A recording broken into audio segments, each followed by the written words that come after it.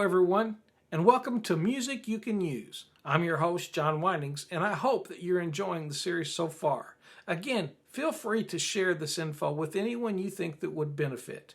I have even heard that a few music teachers are planning to share some of these in their classes. I love it. Thank you very much. In this lesson, we're going to cover my least favorite part about music, notation. One of my favorite musicians' jokes is, how do you get a guitar player to turn down? Answer, put some music in front of him. There's quite a bit of truth connected to that joke. Most guitar players are taught by rote, meaning that usually when they take a guitar lesson, it is more often driven around learning to play a particular song, lick, or pattern than to learn to read the notation. They literally watch someone do it and practice until they can do what that person did. That is completely different than most of my piano and orchestra experiences. They have always came with a book, and we learn to play looking at and reading out of that book. Although I totally see a place for notation, I do, however, think we put way more emphasis on it than the experience of just playing the instrument. I know many musicians that are incredible readers, but when it comes to time to really make music, they really don't have a clue. Honestly, playing music to them is almost like typing on a keyboard. Hit the right note, right order, and you win. Now, folks, that's hardly music. I plan to talk about music expression very soon in another lesson. That ability can be taught, but is often overlooked for the sake of getting the right notes in at the right time. That, I feel, is a tragedy. Okay, so let's talk notation. Notation to music is what books are to a language. It is simply another way to communicate. Music is often communicated with notation. Again, not always the best way or even the easiest way, but it is an approach that is practical and logical. As we break down notation, we need to understand that there are actually three conversations going on at the same time when we are playing music and reading music. The first one is pitch, the second one is rhythm, and the third one is musical expression. Today, we're going to talk about how we communicate those things on paper. And let's start with pitch. It seems to be the most logical and straightforward of the three. Just a touch of history, hopefully not enough to bore you. The earliest music notation was credited to the Greeks. It was incredibly vague and not actually wrote to be played note for note, but as a help for people to memorize. During the Middle Ages, the Italians and the French began to improve on it, and they actually called them neumes. Arguably, the greatest step forward happened around 1000 AD with two music teachers, a fellow named Leonin and another one named Perrotin, at the Notre Dame School. This is the first school of music or conservatory in Paris, France. If you're familiar with the Hunchback of Notre Dame, then you're pretty much up to speed on it. They tried to figure out how to handle rhythm, and it was important to the development of polyphony and harmony to know when something was played. Again, just about everybody started, after that, everybody started to put their 2 cents worth in, especially the Italians, the French, and the Germans. We most clearly see this in the terms we used connected to musicality. Allegro, for instance, is the Italian word for cheerful. We associate it with fast. Alla breve is the term for cut time, and it comes from the Germans. After that, everybody just kind of chimes in and adds their own. Okay, let's talk about pitch. Pitch was defined in the previous lesson as the highness or lowness of sound. It is determined by the frequency or the vibration speed of the sound being played. To me, this is a no-brainer. High and low, up or down, can best be handled in some sort of a grid system. Although it did not start with the 5 lines it has today, we call the grid the staff. That's the 5 lines and 4 spaces that music is written on. The way it works is all pitches have either located on the line, meaning a line going through the middle of it, or it's on the space. So The next note located on either side of a note located on the line will be a space. As the note, which is the symbol for pitch, goes higher on the staff, the pitch goes higher.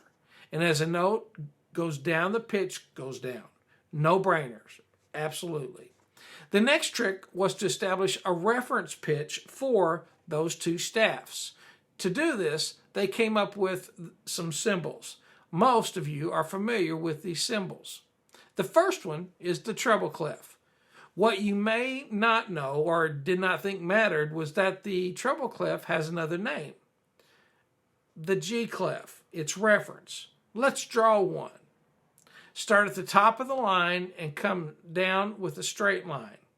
Then go back to the top and swing out a little bit to the right, and then come back. Cross over the line and swing out a little bit further from the north, and then come back. Cross the line again and begin to bring the circle in around the intersection point of the line coming down and the circle. Then add a hook at the bottom. Most of this means absolutely nothing. It is the intersection of the line coming down and the center of the circle that shows us our reference point. It is G. From that point, we can begin to fill in the rest of the pitch letters. As we go up, the letters move forward in the alphabet. As we go down, the alphabet goes backwards. Oh yeah, and I don't have time to explain why, but we only use the letters A through G for pitch. Above G, we go back to A. Below A, we go back to G. We do the rest of the pitches with sharps and flats. Don't worry, we'll come back to these later. When I was a kid, my mom gave me my first music lesson and tried to teach me how to learn these music names, note names. She must have realized that this system was just too much for my little head to handle, so she taught me how to remember them, dividing all pitches into two groups, lines and spaces. Then she gave me the cute little saying like this to remember. Every good boy does fine. Or she may have said every good bird does fly. I don't exactly remember. And then for the spaces, she said to remember F-A-C-E or face. Well, that's cool, John, but what about the rest of the pitches? That only covers about 1/2 octave on the piano, and there are 7 full octaves on there. Okay, hang on. So they decided to put together another system to help with the lower pitches. You know it as the bass clef, but more importantly, it gives us the reference for the pitch F. Let's draw one. Starting on the second line from the top, go to the right and make a half of a heart. Put a head on the place where you started. Great news, all of that means nothing. They just thought it was pretty.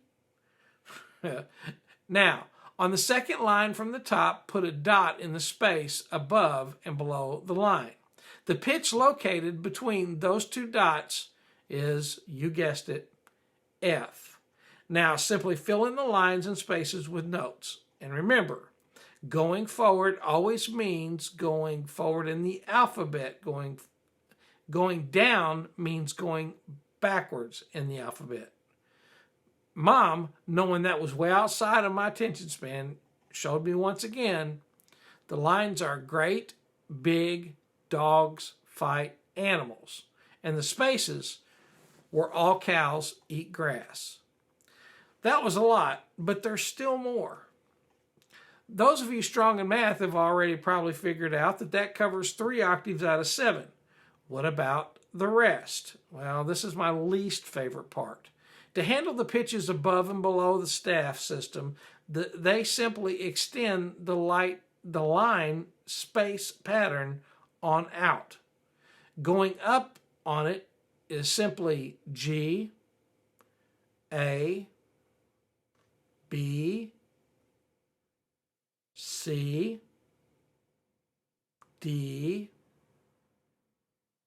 E, F, and G, and so on. Going down, it is F, E, D, C, B, A, G, F, and so on.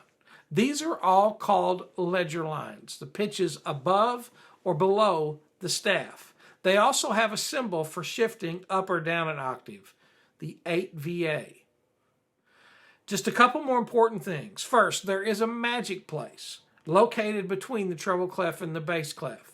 Most of the time, it's the first thing they teach you on the piano. The middle C is the pitch that connects two clefs together. I remember as a child starting in the John W. Schwam book that had both of my thumbs on middle C. Today, many books start in the C position, which has your left hand pinky on the octave below middle C. Makes more sense to me, but whatever, I guess. When you connect the treble or G clef with the bass clef or the F clef, you have what we refer to as a grand staff. There are a few instruments that use both the clefs at the same time. Mostly, these are in the keyboard family. If that does not seem hard to you, you're just not thinking about it. It's the equivalent of reading two books at the same time. Most of the time, the two stories have little to do with each other. Sounds like fun, right? Hardly. The last thing connected to pitch is another stroke of questionable thinking. There are these things called movable clefs. Unless you plan to play the bassoon, the English horn, the viola, and cello, pretend we never had this conversation. Basically, they use the pitch C as a reference point, and they move it up and down by where the point of the K hits in the staff system. The most common are called the tenor clef and the alto clef. Nothing but total aggravation, pointless aggravation. Okay, well, guys, that ends part 1 of music notation and how to handle pitch. Please join us for part 2 as we take a look at the concept of rhythmic notation. Never forget, the only way to get good at reading music is repetition. There really is no substitute for it. You will never get fast enough for it to be useful unless you practice. I'm your host, John Windings, and thanks for watching Music You Can Use. And until next time, keep on jamming.